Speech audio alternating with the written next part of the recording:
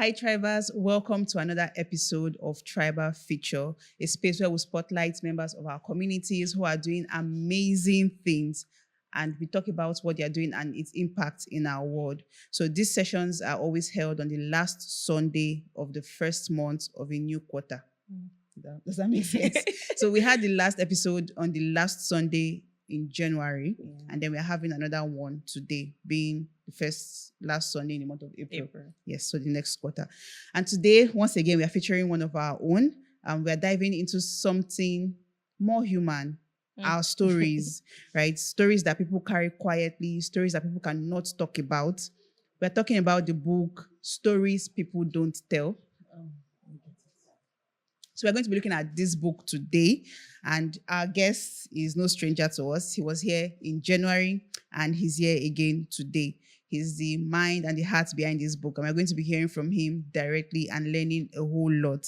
But first, I'm going to hand you over to the ever beautiful, ever gracious, the delectable MP to tell us more about our guest, and let's get into it. Thank you, the ever elegant, Okay. ever beautiful Minister Gates. Yeah, so before we get into today, just a little biography on our guest today. Our guest is Ndufreke George. He's an award-winning writer and a certified editor.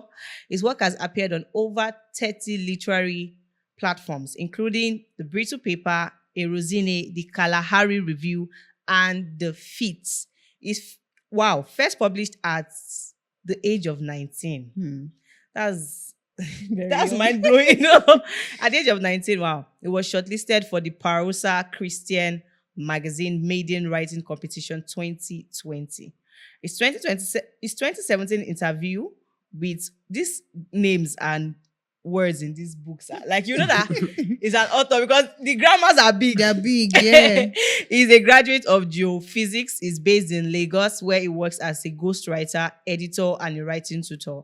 He's also a regular contributor for Business Elite Africa and the Best of Africa. He's married to Hope George, and together they have a beautiful daughter, Shalom. So there are two daughters now. there are two now. Yes. See, so we need to update this. You need to update this bio so that people are reading it to know that we have two kids now. So Trybers, help me welcome one of our own, the very best, Mr. Ndufreke George. It's good to have you again, sir. Thank you so much for having me, ever gorgeous ministers of God, Minister Precious and Minister Gift. It's an honor to be here. I appreciate it. Thank you so much. Thank you. Thank you, sir. So, looking at this book today, the last time we looked at The Day I Drank the Blood, and for those of you that joined us, it was actually very, very, very impactful and eye-opening. So if you missed it, please go back to our YouTube channel or our website and catch up on that. So today's book, Stories People Don't Tell. Yeah. You know, once you look at the title of the book, you're like, wow, okay, what could this be about? Then the image on the book, it's just what is happening, what's going on here. So why did you feel the need to write this book, and what inspired this title, Stories People Don't Tell? Okay, so Stories People Don't Tell. Initially, I did not just sit on my own and decide. There was a competition that came up. Wow. Okay. Yeah. So what the guys wanted, they wanted loose, L-O-O-S-E, loose stories. Okay. So stories that are human, stories that are unfiltered. Tell us as raw as it is. Oh, Jim. And the catching thing there was that the prize was $1,000. Oh. Yeah. So go as fast as you can. And it was going to run for 5 months. Wow. So $1,000 for 5 months. Come on, I needed money. So I was like, okay, let me delve in. Yeah. So being a pastor's son and somebody who was brought up in church, then there were some areas I was like, no, these areas are ungodly. I can't. So when the shortlisted entries came out and I read, I told myself, wow, these guys will not make heaven. Because it was so raw. I was like, how are you guys able to write this? I can't even try it. So what they did was that they will award the first person $1,000, and they will also share other stories that were shortlisted. It was like 5 short stories. Okay. For each person. So I said that I can't go this far I was like, okay, the second month came. I read. I said, man, these guys I can't see them. They send heaven where I'm going. It was so They're raw. storytellers now. Man, besides the writing, very beautiful and raw. Like they say it as it is. I was like, okay, third month. I said, okay, let me just stretch a little bit. I stretch. Even your stretch. I no didn't. reach. I could not. I was like, this continent. You know, whenever I want to stretch, I would just tell myself, remember The whose child of son God. you are. Yeah. I would just go back. Fourth month, I just go and I said, okay, let me stretch further. I stretch, and when I stretch, although I did not win, 2 of my stories came out. Wow. I was like, wow, that means that if I should try again, I will hit it. I tried the last month. I did not win, but 4 of my stories came out. Wow. Amazing. I was like, wow. So that means that if you had tried I from month started one, from Yeah, the at first least one, all of you. Maybe all your stories were like. you understand? I would have, maybe before the 5th month with the labs, I would have actually, but then when I finished, I love those stories because it mirrored our human nakedness and weakness. You know, those skeletons in our cupboard that we don't want We people don't to know talk about. we Christians especially. Yeah, and I was like, what do I do with these stories? I can't publish them. No. And then I can't just dump them like that. Mm. And I had to talk to my editor friend. I discussed with him. He said, bring the stories. When he read the first one, he called me. I said, sir, he asked me, are you born again? I said, yes. So we now had to, we sat back, say that we have to filter this. We filtered those stories like 7 times. So for me, I felt like it was a watered down version Wow. that we did. So even before the book came out, and my wife did not agree. I was yeah. You were there. She was like, you can't publish this. I say, it's art. For me, it's art. That's She said, what? This your art is It's dark. ungodly. it's a dark heart. So, and I said, okay, I wrote some other stories and I was like, okay, let me now look for a title that will umbrella everything. Stories people don't tell, because these are things that we are all guilty of one of these things. So I was like, okay, let me just push it out like that. So that was how you released a collection of shameless stories, stories, of yes. irregular So and now, shameless when shameless you say stories. that they are shameless and irregular, and you feel like we have so many stories that people don't want to tell, these stories in this book, are they real life stories? Are they stories about you, about the cockroach in your cupboard, Or maybe not about the you, people yeah, around you? people around. Stories you've heard. Okay, so they are stories about humans. Let me use that in word. general. Yeah. So at some points, because as far as you're a writer, not just a writer, a sincere writer, a piece of you is always in your work. Yeah. So if somebody reads your work like up to 5, the person can tell who this person is. So there are some parts where I just sneaked in some of A my few things things. exactly from my own, and also from stories I've heard about people, betrayal and stuff like that. So I just brought in, but it's about humans, but there are also those little livings from my own life personally and other people. I believe that somebody said that everybody who reads this book will find himself in any of In those stories. And I think I actually agree, because when I read the second chapter, I think it's called Because Hope Lives Here. Okay. I just told myself that I'm sure this man is talking about his life. It was so glaring, getting to see, I'm sure maybe there were some fictional things included in that story, but I was telling him earlier that it came together so beautifully well. Like I really loved that story. So you mentioned something earlier when you spoke about how you got the name of this book, and you said you were holding back because of where you came from. Yeah. So I would like you to speak a little more on that. Is it possible that art can be ungodly? So as a Christian, is it that, okay, for instance, I have an opportunity in that kind of competition. Now imagine $5,000. You could have won. Yeah. But so do you think it was religious mindset that was holding you back, or is there something actually like ungodly art? Yeah, so there are ungodly acts and there are godly acts. So it depends on which one comes first for you. Yeah. So I was having, there was a project somebody wanted me to do. And I was like, no. So I told the friend, was like, why? I said, because I am a Christian writer. So it depends on what comes first for you. Are you a writer who is a Christian? Or you are a Christian writer? Who is a writer? You get. So also reading those stories, what I try to do is that I try to confine all those other parts Mm. under a legal umbrella, where if I want to slightly discuss man and woman communion, that should be between husband and wife. Yeah. Yeah. Okay. So you won't see in my book where two unmarried people are exploring sex. No, that's where my faith comes in. You understand? So the Erosine you mentioned is a magazine based in the US, and I stumbled on them when their maiden edition was about to come out. So they wanted ERO. The ERO they stands for erotic, Yeah. and the zine is magazine, so erotic magazine. I wanted to write. I also wanted to, then I was just looking for platforms to explore. I wrote. I did. And when the editor sent me his feedback, he said, "Wow, we were touched by your story." Wow. But what was there was that what happened in that story happened between husband and wife. So art can be ungodly. Art can be ungodly. And also, it depends on where your inspiration comes from. In my book, Why You Should Write a Book, I shared a story about a friend who talked about reading a book. He sneaked into his uncle's room, read a book, and he could feel the spirit leaving his body. True life story. Wow. So it also depends on what inspires your story. There are people who, writers do several things to get in inspiration. That's true. So like me, there are times I want just silence. I don't want any noise. There are times I just want to hear music, not just vocals, just music. I might not hear what is playing, but I just want to ride on that wave. So there are demonic inspirations. So art can be godly, art can be ungodly. So, That was a very beautiful speaking, like you say that you're a pastor's child, because there is a story in the book, The Portrait of Me. Yeah.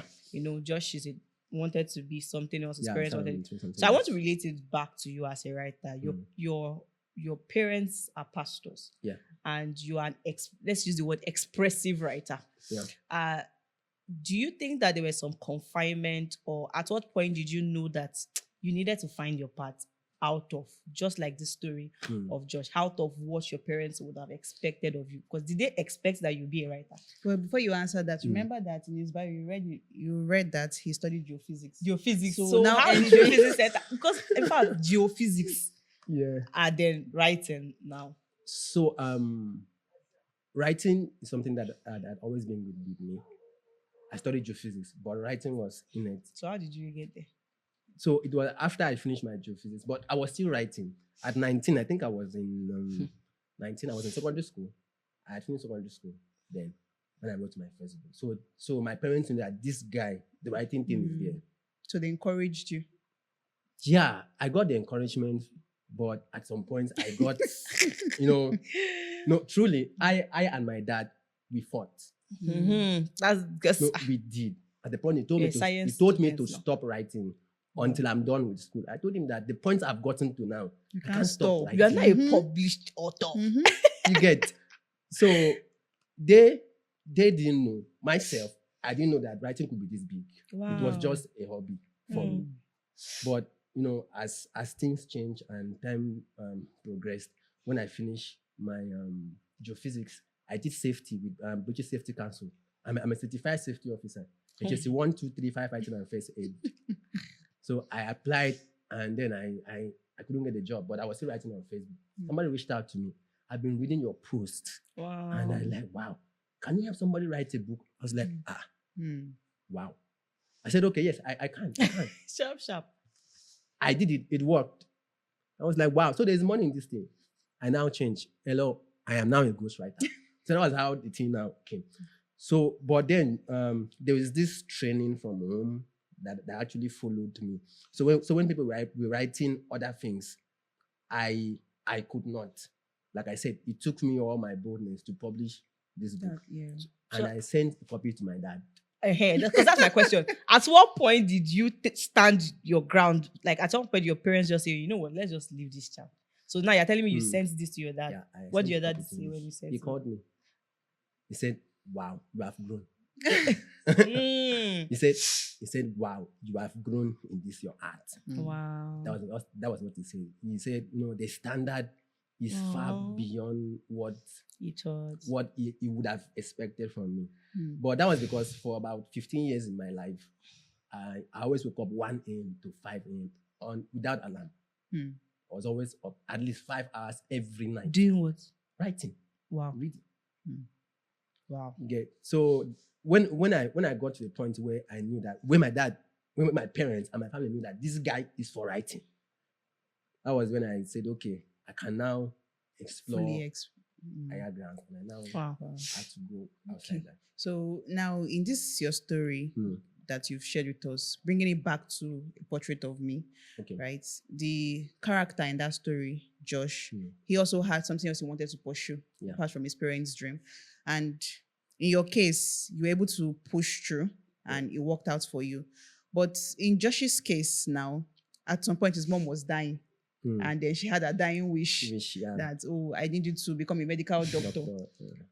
And in that case, some people would say, okay, you should have accepted. I mean, the woman was dying, this whole empathy, be considerate. You should have at least accepted, okay, because she's dying. On her let me deathbed. on her deathbed. Hmm. I've heard people that went to school just to study something and give their parents their certificates, all those kinds of things. So I know that for some of them, it might put them back in life a bit, right? But do you think, okay, so firstly, still talking on Josh's story, when his mom died, his father blamed him that it was, if he had agreed, the mom might have lived longer.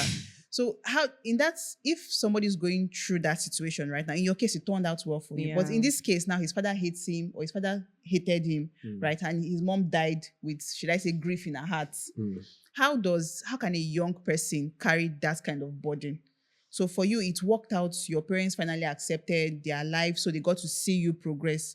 In Josh's case, his mom died before he could make anything out of what he wanted to do. His father hates him too much to even care about what he wants to do. So how can a young person in that kind of situation figure their way out? Firstly, do you think it's a good idea to just do something because someone on their deathbed is asking you for it? That's the first question. And then secondly, if you insist, I want to do what I want to do, and then the person dies, and then there's that blame. If you had agreed, they would have lived. How do you think a young person can come out of that kind of situation? So I think that one of the things that will help people is to be able to separate emotion from reality. Agreeing to your dad's your parents' wish that you should study medicine will not make the mom live longer now. But at least she would have died with happiness in her heart.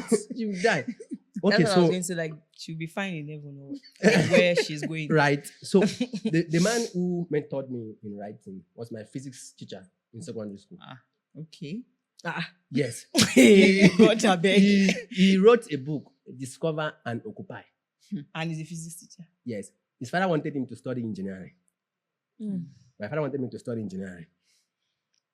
So his own case is that he went ahead, he studied engineering. Okay.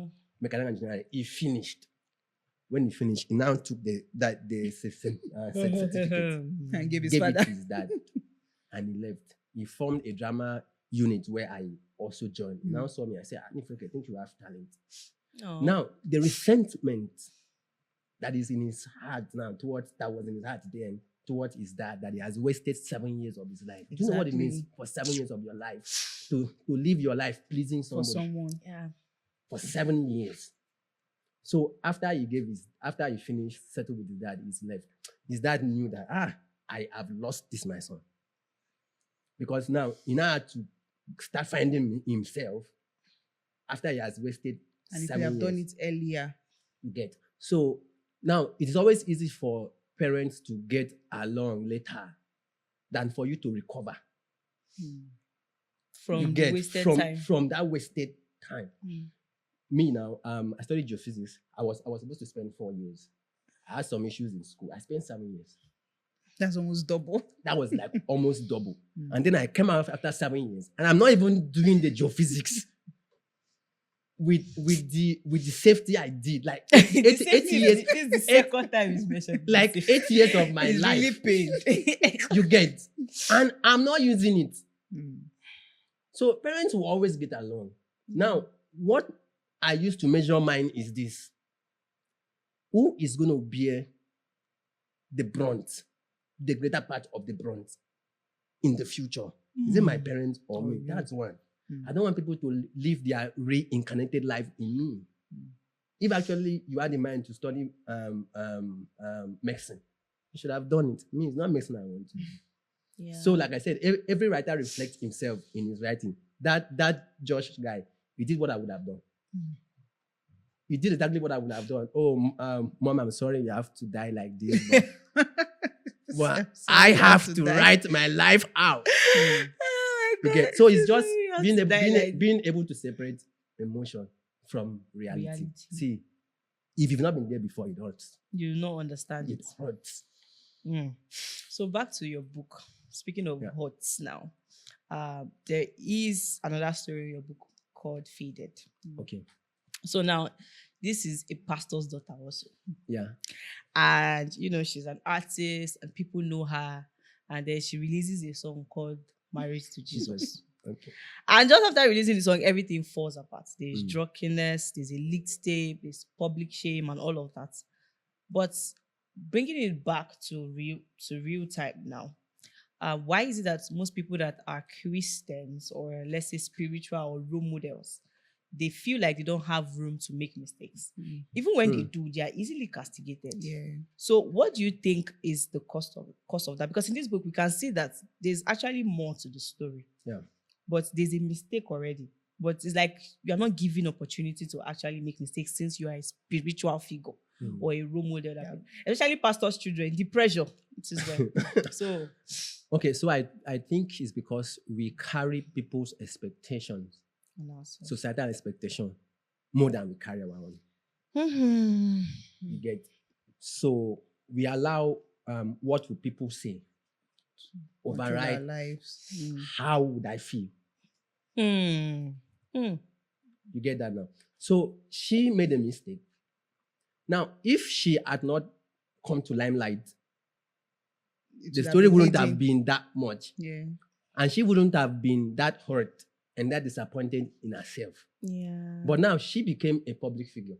And you don't become a public figure and expect to have a private life.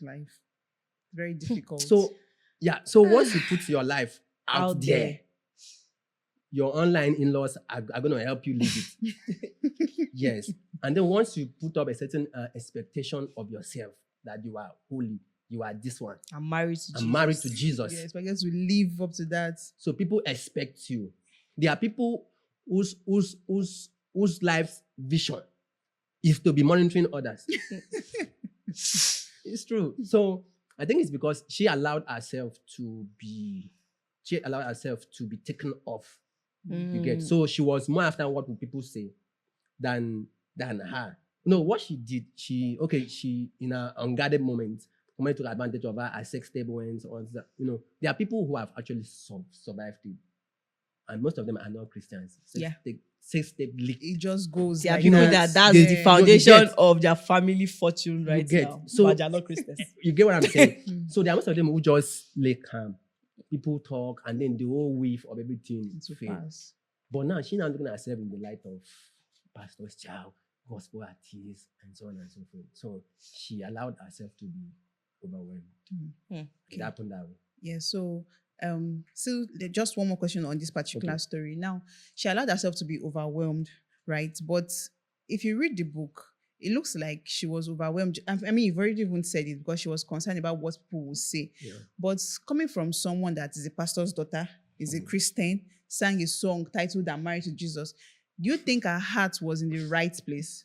Because I feel like if you are a Christian, you've made mistakes. I mean, that is what this book is about. Yeah. Mistakes that most of us have made that but nobody will ever know. Yeah. They'll say it's who they catch. So nobody knows your story and you're busy pointing your finger at someone else. So we've all made mistakes, but where do you think our heart is supposed to be as Christians? So for her, she ended up having that accident because she was worried about it. She had an accident now. Yes. The accident, the crash. Okay. She crashed and most likely died. No, not an accident. So she had the car crash, because she was thinking, what people say, how my father. Do you think that is what should have been her focus? I don't know if you understand. Or as a Christian, shouldn't it be more like, okay, God, I've sinned, I'm sorry, than what will people say? Do you think her heart was in the right place even at that? And if her heart was not in the right place, where is our heart supposed to be when we make mistakes like this? Okay. So when I'm praying Mm. and I've done something wrong, I always emphasize, God, it is you I have sinned against. Not the Is world. not the devil. No, I Wow. always say that God, it is you I have sinned against and not the devil. So the devil has no right No because say. it's you that I have actually sinned against. Mm. And then we all know that God is merciful. God is very merciful. But then we try to put God's forgiveness on the same pedestal with human forgiveness. Mm. Okay, you kneel down as a Christian, you've sinned, you confess your sin and turn away. That's the most important thing. And God forgives you now. You are okay with God. But then we get more concerned about, are people still tweeting it? Yeah. Are people still When I commenting pass on by, it? did they say? You understand? So we now indirectly try to equate God's forgiveness with people. Mm. You want people to stop talking about it before you are convinced that you are actually forgiven. It doesn't work that way. It doesn't work that way. You understand? So she would have gone to God first, which I think she did not do Yeah. because it's not mentioned in the story. Yes. She was concerned about people's forgiveness, a newfound fame and all those stuff. Mm-hmm. And then Pastor Limide would say, the higher you go, the greater the fall. And that's exactly what happened to her. That's exactly what happened to her. Wow. So are there other stories in this book that you think people would find inspirations from? Why do you think somebody should actually get this book? And you think of any impact that this book would actually have on their life? Okay, I said last time, and I always say that a good book should make you think something to do something. Mm-hmm. So when you read the book and you see yourself, the good thing is to turn away from that part. When I'm writing, my own rule is that if you do something bad, you will see the consequences. As far as I'm the one writing the story. Enough of all those, you commit all these sins, you do all these ones, and then you now repent, and everything just get wiped off. Yes, I know. It gets wiped off, but Yes, they are yes, still yes, you residual. understand. That one actually is there. I believe in grace and mercy. But there are things you do. In my story where I write, you are going to pay for it. You are going to pay for it. Yeah. You get. So there are stories that will make you rethink the consequence. Now, there's a story there, Anger Bubbles. The story about a young girl, Noah. She got pregnant out of wedlock, and her parents drove her out of the house. She went somewhere, nursed the pregnancy in shame, and put to bed. Now, for her parents chasing her out of the house, her education stopped. Yeah. She had to start fending for herself, struggling. Then she gave birth to this fine baby girl. Her dream was to use this baby as a token of vengeance. Men has come. So she will pour in everything. And when she was pregnant, she told the guy, at the point of no return, in quotes, you promised me heaven and earth. The guy Point said, of no my age, I just click. What is this with this man? He said, so at that point, you promised me heaven and earth, everything. And the guy now told her, you don't believe what the guy tells you at that point. So she now saw that she was played. So she felt like a fool. So this child was going to be like, I am going to pour my bitterness vengeance. And then, just a few months, the child's first word was dada. And she was like, no, there is no dada. She said, mama. Okay. And I said, dada, that is daddy. The girl kept saying, dada. She said, no, there is no dada. Like, she cried because it reminded her of pain, of shame, of everything. Yeah. She was begging the baby. The baby was still saying, dada, smiling. She grabbed the child's leg. The child was still saying, dada. And out of that bitterness and anger, she smashed the child's head on the wall. Yeah. And even after that, she was still hearing the echo of the voice, dada, dada, dada. So that one tells of bitterness. Anger. That one is beyond anger. No. It's now bitterness. Actually, just to chip in something, Yeah. it's actually anger. So I was having a session with my therapist, and he told me Okay. something. He said, anger internalized is suicide. Anger externalized is homicide and murder. Wow. So it is actually anger. Because, sometimes I was like, just telling him that, I was angry with somebody and I expected another person to be angry. And I was like, you wanted people to share in your bitterness. I was like, what do you mean by you want people to share in your bitterness? You are angry at something. He says, no, you leave it and then it starts to go into bitterness. Okay. And it's like, the reason why you would have been feeling suicidal all this while is because of anger. So anger inside you is suicide. Anger going outside is murder and homicide. Okay. And also, as someone who writes, I love to check out for synonyms. Yeah. We have peace, we have anger, we have bitterness, we have fury, we have indignation. Yeah. Now, all these things define Different levels. Yeah. So there is a level to get to that bitterness, because bitterness has its roots in the human soul. Yeah. It's not something you just imagine wave how many over. years You get. So we have to discuss it. We have to talk it. The gods must be at peace for all these things to go. So when she smashed the baby's head, like, she was still hearing and she was still angry. Yeah. So it tells that maybe she did not envisage that the few go that minutes far. would go that far. And there are also other stories. Dumb print, DUMBPRINT, like Tom Print, talking about election, how politicians will come, fool us, and we, like dummies, we would dumb print, and they will now go use us for 4 years, come back, give us 1 derrick of rice, and people will now still go and dumb print again. Dumb print again. You get. So there are other stories that by the time you read it, it will make you to sit back and think.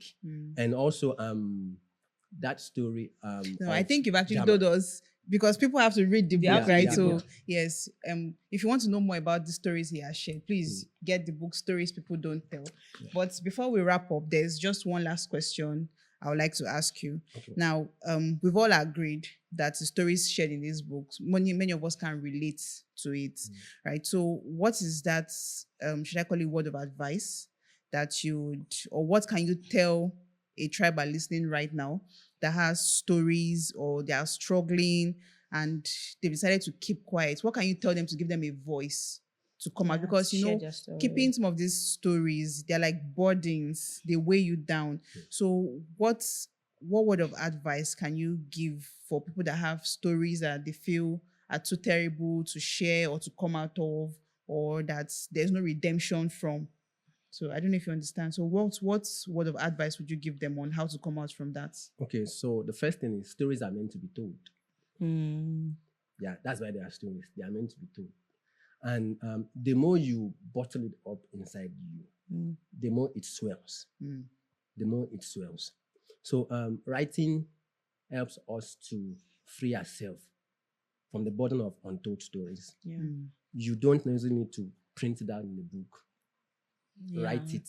There are online platforms where you can write share anonymously. Yeah, you can even write it and keep it to yourself and be reading it. There was a time in my life where I just started writing. Anytime I'm very angry, I had this exercise book.